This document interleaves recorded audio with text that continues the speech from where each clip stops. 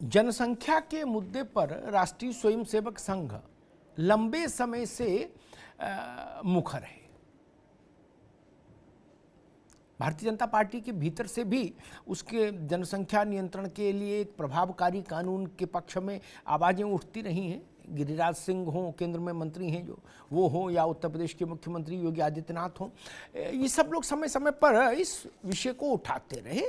लेकिन संघ परिवार इस विषय को लेकर निरंतरता के साथ लंबे समय से मुखर है और सक्रिय है। कल प्रयागराज में राष्ट्रीय स्वयंसेवक संघ की कार्यकारी मंडल की बैठक के समापन के अवसर पर संघ ने जनसंख्या नियंत्रण के लिए एक कठोर और राष्ट्रव्यापी कानून की मांग तो की उसके साथ साथ संघ ने एक और बहुत संवेदनशील मुद्दे को स्वर दिया है। उसने कहा कि चाहे अनुसूचित जाति के भाई हो या पिछड़े वर्ग के, अगर वह अपना धर्म बदलते हैं, अपना मत बदलते हैं, तो फिर उन्हें हिंदू धर्म में पिछड़े और अनुसूचित जाति को मिलने वाला जो आरक्षण है वो आगे जारी नहीं रहना चाहिए, यानी उन्हें फिर वो आगे नहीं मिलते रहना चाहिए, क्योंकि यह आरक्षण संविधान ने उन्हें अनुसूचित जाति का होने के नाते या पिछड़ा वर्ग का होने के नाते दिया।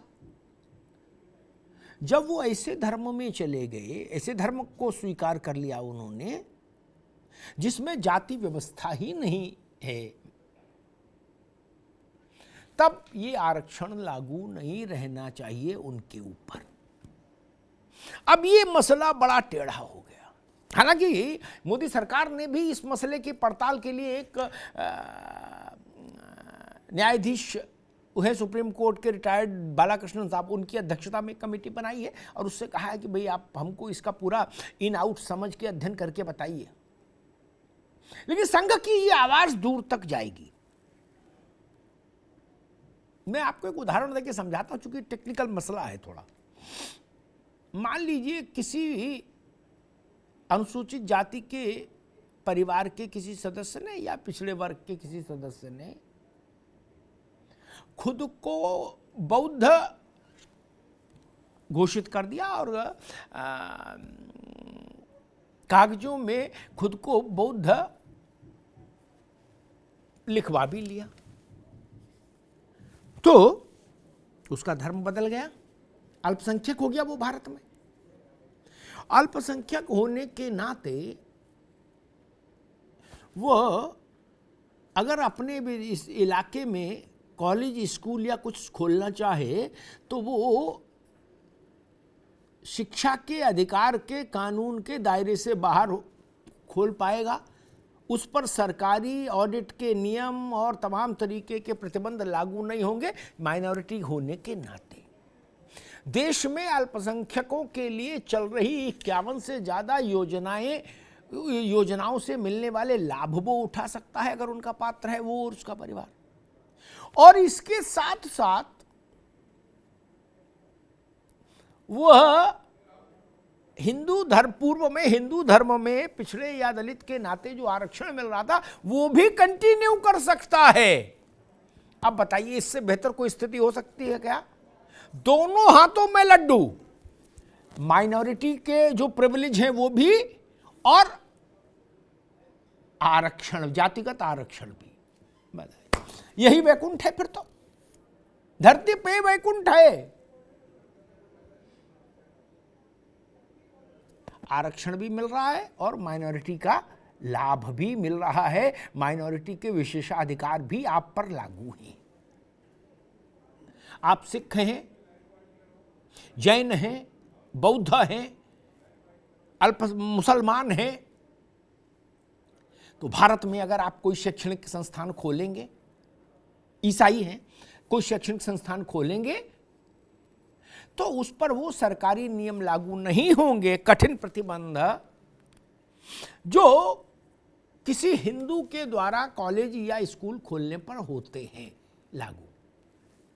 और अल्पसंख्यक मंत्रालय है केंद्र का, राज्यों में मंत्रालय है अल्पसंख्यकों का, अल्पसंख्यक आयोग है, और केंद्र की कोई मुझे बता रहा था कि आधा सैकड़ा से ज्यादा योजनाएं हैं अल्पसंख्यकों के लिए, वजीफे हैं नाना प्रकार के उनके परिवार के बच्चों के लिए।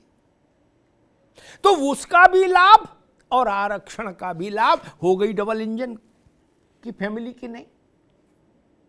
आजकल डबल इंजन बड़ा प्रचलित शब्द है, इसलिए मैंने भी इस्तेमाल कर दिया। संघ कह रहा है कि इस दोनों हाथों में लड्डू को की प्रथा बंद करिए।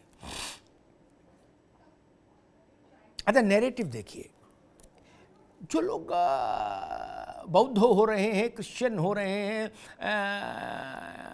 मुसलमान हो रहे हैं, वो लोग क्या तर्क देते हैं या उनके पक्ष में क्या तर्क दिए जाते हैं कि भाई हिंदू धर्म में जाति आधारित भेदभाव के कारण क्षुब्ध होकर, दुखी होकर, पीड़ित होकर धर्म मत छोड़ दिया, यही ना। और अब हम जिस धर्म में जा रहे हैं वहां जाति है ही नहीं, इसलिए जाति आधारित भेदभाव भी नहीं। तो जब बुनियाद ही जात का मसला था तो वो आपने छोड़ दिया, बात खत्म हुई, तो आरक्षण भी छूट जाना चाहिए। संघ यही कह रहा है कि अगर आपने हिंदू धर्म छोड़ा तो उसी के साथ सरकारी आरक्षण भी छोड़िए, क्योंकि अब आप जहां जा रहे हैं वहां आपको माइनॉरिटी का स्टेटस तो मिलेगा ही, उसके लाभ तो मिलेंगे ही। लड्डू एक ही हाथ में रखिए, सरल भाषा में कहें तो मसला ये है।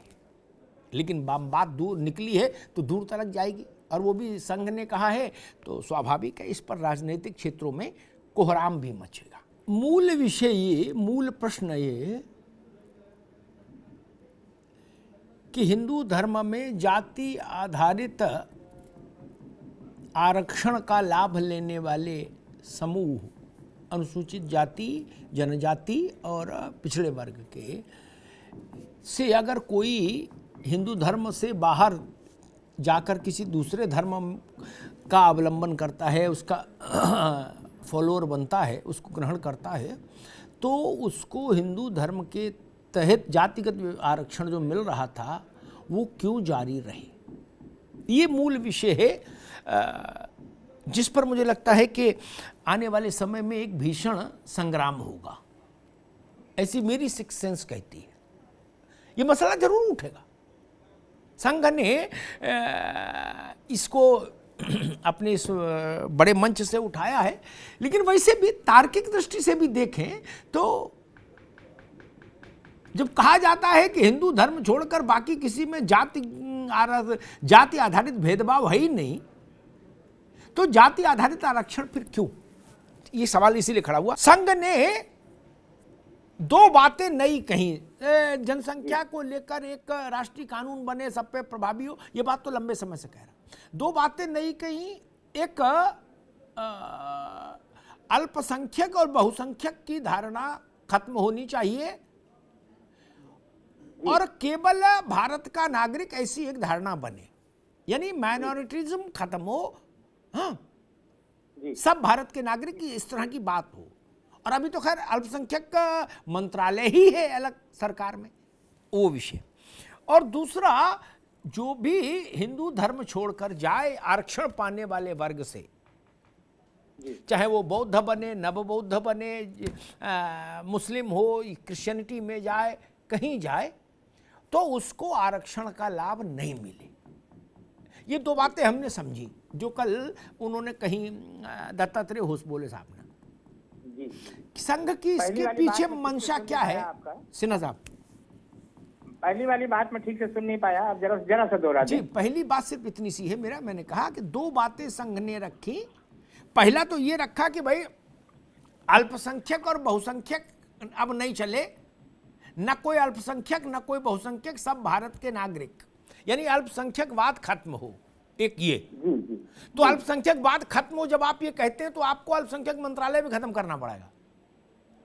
वो फिर वहां से एक दूसरी लड़ाई शुरू होगी। और दूसरी बात ये कही कि एससी और एसटी और ओबीसी वर्ग से कोई अगर हिंदू धर्म छोड़ता है तो आरक्षण छोड़े, आरक्षण की सुविधा फिर उसको नहीं मिले। ये दो बातें, इनके पीछे मंशा और औचित्य, ये दो बातें। एक, अल्पसंख्यकवाद समाप्त हो, ना कोई अल्पसंख्यक ना कोई बहुसंख्यक। संघ का मानना है कि भाई पंजाब में भी सिख अल्पसंख्यक है और हिंदू बहुसंख्यक, जबकि वहां जमीन पर स्थिति दूसरी है। कश्मीर एक उदाहरण है, ऐसे देश के 8 राज्य हैं जहां उदाहरण है ऐसे। सुप्रीम कोर्ट में उसमें एक मुकदमा भी चल रहा। और दूसरा, अगर आप एससी हैं, एसटी हैं, ओबीसी हैं और आप हिंदू धर्म छोड़कर बौद्ध या क्रिश्चियनिटी या इस्लाम स्वीकार करते हैं तो आपका रिजर्वेशन खत्म होना चाहिए, क्योंकि उन धर्मों में जाति आधारित व्यवस्था ही नहीं है, तो भेदभाव क्यों हो, कैसे होगा। कांग्रेस का इन दोनों मसलों पर क्या रुख है? मेरा प्रश्न ये नहीं था कि भाजपा क्या चाहती है, मैं भाजपा से नहीं डायरेक्ट पूछ लूंगा, मैं पूछ रहा था कांग्रेस क्या चाहती। तो नसीम खान ने कांग्रेस क्या चाहती वो कम बताया, भाजपा क्या चाहती ज्यादा बताया। तब अब मैथिल क्या आप कांग्रेस का विस्तार से बताएंगे? ये तो गलत परंपरा है यार। अपनी बात बताओ, आपकी पार्टी क्या सोच रही है, पड़ोसी के घर का हाल बता रहे हो। देखिए मैं अभी नसीम खान अभी नहीं, बाद में दोबारा अभी गौतम राणे साहब, जो लोग एससी एसटी या ओबीसी वर्ग से हिंदू धर्म छोड़कर बौद्ध या क्रिश्चियन या इस्लाम, क्रिश्चियनिटी या इस्लाम को स्वीकार करें, उनको ओबीसी और एससी एसटी के तहत मिलने वाला आरक्षण नहीं मिलना चाहिए। ये धारणा, ये मांग संघ ने रखी है। मैं वही सवाल जो सबसे पूछ रहा हूं उसी पर आरंभिक टिप्पणी, अगर कोई ओबीसी एससी एसटी हिंदू धर्म छोड़कर जैन होता है, क्रिश्चियन होता है, इस्लाम ग्रहण करता है, तो उसको आरक्षण का लाभ नहीं मिलना चाहिए, चूंकि वहां वो माइनॉरिटी को मिलने वाले विशेषाधिकार और लाभों और योजनाओं का लाभ भी लेता है। इसलिए संघ ने कहा कि फिर आरक्षण का लाभ उसको नहीं जारी रहना चाहिए। एक बात तो उस पर गौतम राणे साहब ने अपना पक्ष रखा, संघ ने अपना पक्ष रखा। एक वकील के नाते इसमें कानूनी पक्ष क्या देखती हैं आप? सूर्य प्रकाश मैथिल ने कहा कि मूल विषय ये था जब संविधान बन रहा था संविधान सभा के सदस्यों के सामने कि जिन वर्गों पर सामाजिक स्तर पर सदियों से अत्याचार हुआ, उन्होंने कठिनाइयां झेली, उनको मुख्य धारा में लाने के लिए विशेष तौर पर संरक्षण मिले, उसका नाम आरक्षण। उस व्यवस्था के सरल भाषा में इतनी सी बात देश की समझ में आती है। तो वो कह रहे हैं कि जब आप उस धारा से बाहर आ गए तो फिर आरक्षण क्यों? 1935 की बात ठीक समझ आ गई। लेकिन मैं इसको एक सेकंड मैथिल जी रुकिए, मैं बहस को और सरल कर दूं। बहुत तकनीकी बहस जनता के किसी काम की नहीं रहती, ठीक? सरल कर दूं। 1935 छोड़िए, संविधान सभा भी छोड़िए, उसमें तब कौन, आज जो लोग हम लोग बैठे तब तो थे भी नहीं। ओबीसी का आरक्षण ताजा है, मंडल वाला। उसके बाद आरक्षण के जितने मुकदमे सुप्रीम, में बहुत सरल भाषा में बताने की कोशिश करता हूं, जितने मुकदमे सुप्रीम कोर्ट गए इंक्लूडिंग मंडल, सब में या जब भी कोई नए आरक्षण की मांग सुप्रीम कोर्ट जाती है, या जैसे सरकार ने घोषित कर दिया था चुनाव में जाने से पहले मनमोहन सिंह ने जाटों को आरक्षण दे दिया था, वो सुप्रीम कोर्ट गया, सुप्रीम कोर्ट में क्वेश हो गया। तो कैसे क्वेश हुआ? सुप्रीम कोर्ट ने कहा कि भाई आपने पिछड़े वर्ग में कौन कौन सी जातियां आती हैं उनका कोई सर्वे करवाया है? बोले नहीं। तो बोले मन से अंदाज लगा लेते हो? बोले हाँ। तो बोले क्वेश कर दो। जातियां, हर बार सुप्रीम कोर्ट ने यही कहा। आज भी उसमें जाति ही जुड़ती है, ओबीसी के रिजर्वेशन में जाति तो जुड़ती है, उसी की मांग होती है, उसी के लिए धरना होता है, उसी के लिए आंदोलन होता है। इसका मतलब जाति ही मुख्य है। इसको इतनी सरलता से खारिज करना, अभी मुझे लगता है कि दिक्कत है। रंजना अग्निहोत्री में सही कह पाया, अपनी बात को ठीक से कह पाया कि नहीं? लीगल फ्रेमवर्क में जनसंख्या पर जन जागरण, संवाद और देवी जागरण, जितने तक किस्म के जागरण है 25 साल से 30 साल से तो मैं सुन रहा हूं, राई रत्ती कोई फर्क नहीं पड़ता, कानून से ही फर्क पड़ेगा भाई साहब, ठीक? और 150 करोड़ के देश में हर मुद्दे पर आ जाओ भैया सब लोग बैठ लो, राय विचार कर लो, संभव नहीं। पार्लियामेंट हम इसीलिए चुनते हैं कि हर मुद्दे पर बार बार 150 करोड़ लोगों के घर नहीं जाया जा सकता कि हां भैया बताओ क्या चाहते हो, तब तो देश चल गया। एक दूसरी बात, आपने कहा आरएसएस निगाह के कह दिया। जब नसीम खान बोल सकते हैं, अमिताभ अग्निहोत्री बोल सकते हैं, गौतम राणे बोल सकते हैं, रंजना अग्निहोत्री बोल सकते हैं, अशोक सिन्हा और सूर्य प्रकाश मैथिल बोल सकते हैं, तो आरएसएस क्यों नहीं बोल सकती भाई? लोकतंत्र तो सबके लिए है। जब आपको बोलने का हक है तो दत्तात्रेय होसबले को क्यों नहीं है? तो अजब बात है। नहीं, इमाम बुखारी बोल सकते हैं लेकिन दत्तात्रेय होसबले नहीं बोलेंगे क्या? नहीं, ये नहीं। और मसला दलित सांसद और गैर सांसद का नहीं, मसला भारत की संसद में क्या होता है। भारत सरकार ने खुद एक कमेटी बनाई हुई है रिटायर्ड जस्टिस बालाकृष्णन के चेयरमैनशिप में, अगर मैं सही याद कर पा रहा हूं, इसी मसले पर कि जो लोग हिंदू धर्म छोड़ गए उनको रिजर्वेशन जारी रखा जाए या नहीं, इसके सारे आयामों का अध्ययन करके सरकार को रिपोर्ट दे, उसके बाद सरकार कोई कदम उठाएगी। जब सरकार ने कमेटी बना दी थी तो संघ को इतने बड़े मंच से इसको रिट्रेट दोबारा से रेखांकित करने की जरूरत क्यों पड़ी? वो क्रिश्चियन हो गया, एक राम कुमार नाम का अनुसूचित जाति का व्यक्ति, ठीक, कागज में क्रिश्चियन हो गया, ठीक। ऐसी कोई व्यवस्था देश में नहीं कि क्रिश्चियन हो जाने के बाद आप हनुमान चालीसा का पाठ नहीं कर सकते, अपने घर में चाहे जो करो, ठीक, अपने घर में चाहे जो करो, शादी ब्याह चाहे जहां करो, ठीक, वही रीति रिवाज मानने रहो। कौन सा कलेक्टर रहे, कप्तान है जो आपके घर जाके इसमें दखल देगा कि भाई आप बाइबल क्यों नहीं पढ़ रहे? आपकी मर्जी, चाहे जो करो। लेकिन आप कॉलेज खोलोगे तो वो कॉलेज अगर आप अनुसूचित जाति के रहते हुए खोलते तो वो सरकारी नियमों में बंधा हुआ कॉलेज होता।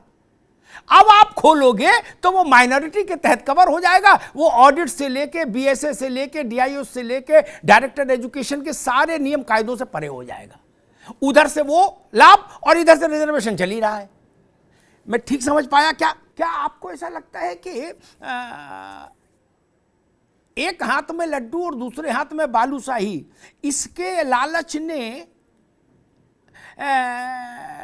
माइनॉरिटी कैटेगरी वाले जो धर्म हैं उनकी ओर भारत के जो आरक्षित वर्ग था उसको शिफ्ट कराने में वो मदद की, उस भाव ने कि भाई इधर से भी लाभ मिलेगा उधर से भी लाभ मिलेगा, और उससे कहीं ना कहीं असंतुलन भी पैदा हुआ।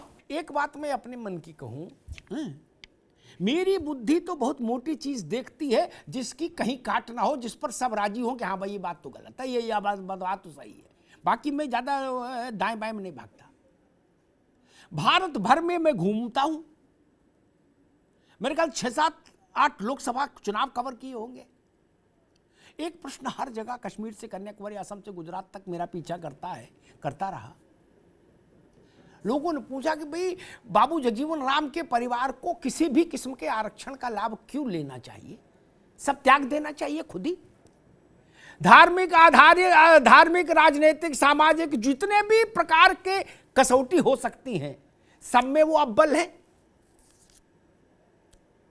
मीरा जी का परिवार, रामविलास जी के परिवार परिजन के लोग किसी किस्म का आरक्षण क्यों ले?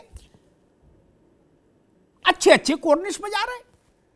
मायावती जी का परिवार, आकाश हो, आनंद हो, मायावती जी हो, भगवान का नाम लो, ईश्वर की कृपा है। धन, वैभव, लक्ष्मी, शक्ति, सामर्थ्य, तेज, सब कुछ गदगदायमान है। और फिर अगर कोई ये कहे कि नहीं फिर भी अमिताभ जी सामाजिक दृष्टि, तो दृष्टि भी हमने, जो लोग ऐसा कह रहे वो झूठ बोल रहे, वहां हमने सबकी दृष्टि देख ली। बामन है तो वो भी आधी कमर झुका के गया, मुसलमान है वो भी आधी कमर झुका गया। उनके यहां सीधा कौन गया? क्या उन लोगों को आरक्षण से फिर उसका बदलाव नहीं होना चाहिए? इन प्रश्नों का उत्तर खोजना होगा। बुरा लगे तो और अच्छा लगे तो, भाजपा को नुकसान हो, कांग्रेस को फायदा हो, इससे भी कोई फर्क नहीं पड़ता, या उल्टा हो जाए, भाजपा को फायदा हो कांग्रेस को, इससे क्या फर्क पड़ता है? लेकिन देश के लोग ही सवाल करते हैं हमसे कि भाई साहब ठीक है, ननकू को आरक्षण मिले, हम सब लोग साथ हैं, क्योंकि ननकू के घर में हम लोग जानते कैसी गरीबी है, कैसा संकट है। वो कहते भाई साहब पिता आईएएस है, बाबा भी आईपीएस थे और नाती को भी रिजर्वेशन मिल रहा है। बोले अब क्या प्रधानमंत्री बनने के बाद रिजर्वेशन खत्म होगा कि राष्ट्रपति? ये प्रश्न है। इसको थोते तर्कों से हम डाइल्यूट नहीं कर सकते। कुछ प्रश्न ऐसे होते हैं, वो कड़वे होते हैं, लेकिन राष्ट्र के प्रश्न होते हैं, उन पर उत्तर राष्ट्र को देना चाहिए, मुंह नहीं चुराना चाहिए। मैथिल एक टेक्निकल सवाल उठा रहे हैं कि पंजाब में सिख अल्पसंख्यक और हिंदू बहुसंख्यक कैसे, घाटी में मुसलमान अल्पसंख्यक और हिंदू बहुसंख्यक कैसे? आर्थिक, सामाजिक, राजनीतिक और जितने तरह के चीजें हो, आय कसौटी हो, सब पर कस के देख लो जितने लोगों के मैंने नाम लिए। सुशील शिंदे के परिवार को भी आरक्षण चाहिए क्या? नहीं बिल्कुल। अजब तमाशा कर रहे हो मुल्क में। क्रीमी लेयर पे अरे लेयर, फिर आप नहीं समझ पाओगे ना, आप समझ ही नहीं पाओगे। मैं कह रहा हूं क्रीमी लेयर क्या होता है। समाज को नापने के लिए जितने तरह की लेयर हो सकती है दिमाग में किसी की, रंजना अग्निहोत्री के, अशोक जी के, गौतम राणे के, किसी के भी, या सरकारों के, सारी लेयर लगा लीजिए सामाजिक हैसियत नापने के लिए। क्रीमी लेयर क्यों? क्रीमी लेयर तो केवल पैसे की है। सारी लेयर लगा लीजिए कि उनके सामने ब्राह्मण की क्या हैसियत, ये भी लगा लीजिए कसौटी। क्या ब्राह्मण पांव छू रहा है कि नहीं, जूता उतार के जा रहा है कि नहीं, आदि कमर झुका नमस्ते कर रहा है कि नहीं, ये सब कसौटी कस लीजिए। जब सब में ओके आ जाए तब रिजर्वेशन तो रोक दीजिए, क्या प्रश्न? तब रोक देंगे रिजर्वेशन। जो बात आप कहने आए थे पार्टी की तरफ से वो बोल दी, बात खत्म हो गई, आपका पर्पस पूरा हुआ। अब धैर्य धारण करो, क्या चक्कर पड़ रहे हो, अब रुक जाओ। भारत में मसला ये नहीं कि इंदिरा गांधी जब देश की प्रधानमंत्री बनी, अशोक जी, और वो करीब 14 से 16 साल की भी शायद रही प्रधानमंत्री, तो ऐसा नहीं होता कि इंदिरा गांधी के होने का मतलब देश की महिलाओं का, सबका जीवन उन्नत हो गया। नहीं, रजिया सुल्ताना भी, अब आप शांत रहो, रजिया सुल्ताना भी बैठी थी कुर्सी पर, ऐसा नहीं होता। मनमोहन सिंह के होने से सारे सिख 7वें आसमान पर पहुंच गए, ऐसा भी संभव नहीं। इसलिए इस बात को समझना चाहिए कि कांग्रेस में खड़गे जी के अध्यक्ष बन जाने से सारे दलित सरसब्ज हो जाएंगे, ही नहीं ना। खड़गे जी ऑलरेडी सरसब्ज हैं, वो और कितने सरसब्ज होंगे? ये सब चीजें समझिए। खैर, मसला मेरी दृष्टि में बड़ा सीधा है। आरक्षित वर्ग के लोगों को इतना उदार मन होना चाहिए कि उनके किसी भी पीढ़ी में अगर कोई आरक्षण का लाभ लेके बड़े पदों पर पहुंच गया, बड़ा कारोबार कर लिया, कुछ बड़ा सम्मान अर्जित कर लिया, तो उनको स्वेच्छा से छोड़ देना चाहिए। उनको एयर लेयर की ये जालसाजी के चक्कर में नहीं पड़ना चाहिए कि क्रीमी लेयर में ये क्लॉज हो, तकनीकी चीजों में क्यों पड़े। मन से उदार हो जाइए। पिछड़ों में समस्या क्या आ रही है? पिछड़ों में समस्या आ रही है कि अचार रखा है बरनी में, अशोक जी, अचार रखा है बरनी में, ठीक, ऊपर जो है टुकड़े कुछ, उन्हीं में धूप लगे जा रही है, क्या नीचे फफूंदी लग गई क्या? लोग कहते हैं अचार को ऐसे ऐसे हिलाते रहना पड़ता है। जातियों के आरक्षण के साथ भी यही करना होगा। मैं आंकड़े बता के यहां टकराव नहीं पैदा करना चाहता। पिछड़ों के संपूर्ण आरक्षण का गौतम राणे जी को आंकड़े जरूर पता होंगे, बहुत योग्य व्यक्ति हैं और बड़ा लिखते पढ़ते हैं। उसमें से 80% 2 जातियां ले गई, बाकी झाल बजा रहे हैं। वो कहां जाए? उनके लड़का तो सिपाही में भी भर्ती नहीं हो पाया, मंडल लागू हुए कितना समय हो गया, वो झाल बजाए। सिपाही से लेके एसएसपी तक आप ही भर्ती होंगे, क्यों? इसलिए ये हिलाना पड़ेगा अचार हमको आरक्षण का। क्या क्रियाविधि होगी संसद तय करे, लेकिन होना चाहिए। मैं आरक्षित वर्ग के लिए ही लड़ रहा हूं, आरक्षण के खिलाफ थोड़ी लड़ रहा हूं।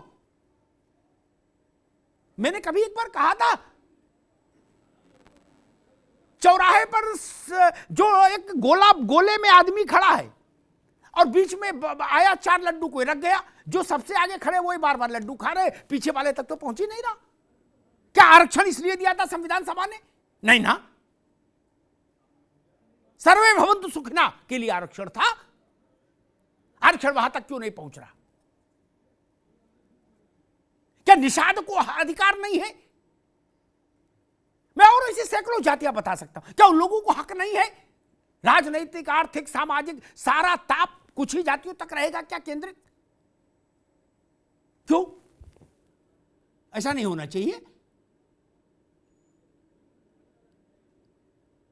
अनुसूचित जाति में देखिए, आरक्षण से उत्पन्न लाभ, वहां भी पिछड़ जैसी समस्या है। क्या कुछ जातियों तक ज्यादा पहुंचा और बाकी तक कुछ भी नहीं पहुंचा? वैसी स्थिति नहीं है।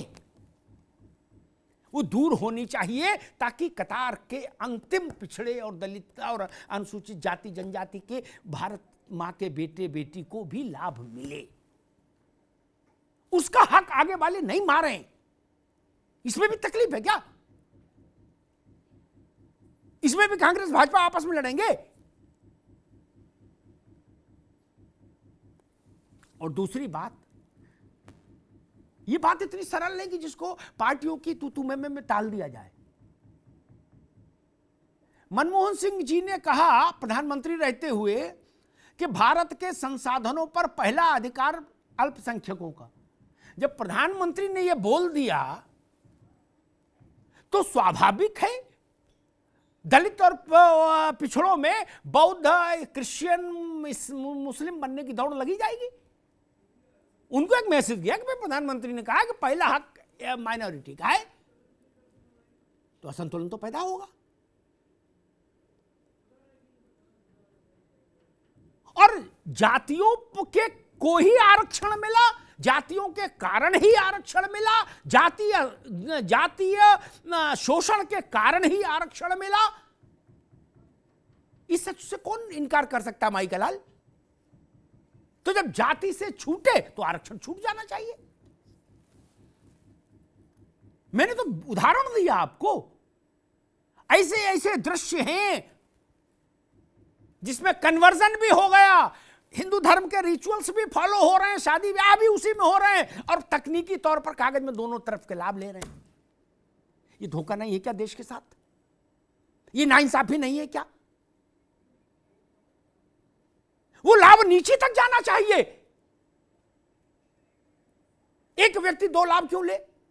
और हां, असंतुलन का विषय भी महत्वपूर्ण है। मैं इस विषय को केवल संघ की विचारधारा और संघ का वो वक्तव्य कह के नहीं टाल सकता। मैं एक बात बता के अपनी बात को करूंगा। वो क्या नाम था उनका, अरे उपराष्ट्रपति हुए अपने,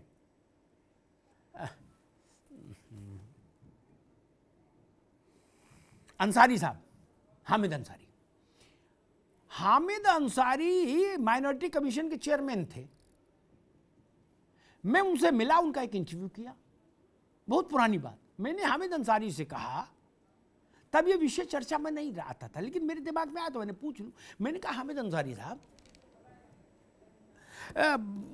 पंजाब में सिख माइनॉरिटी कैसे है?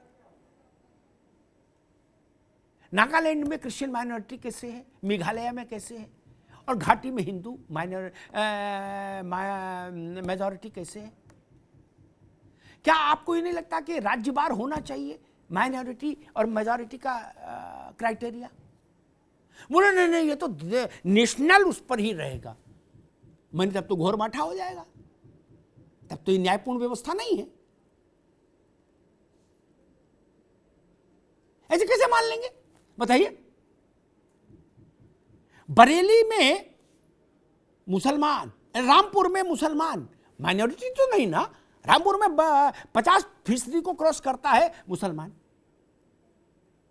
लेकिन कागज में वो माइनॉरिटी है ना, रामपुर में भी है। तब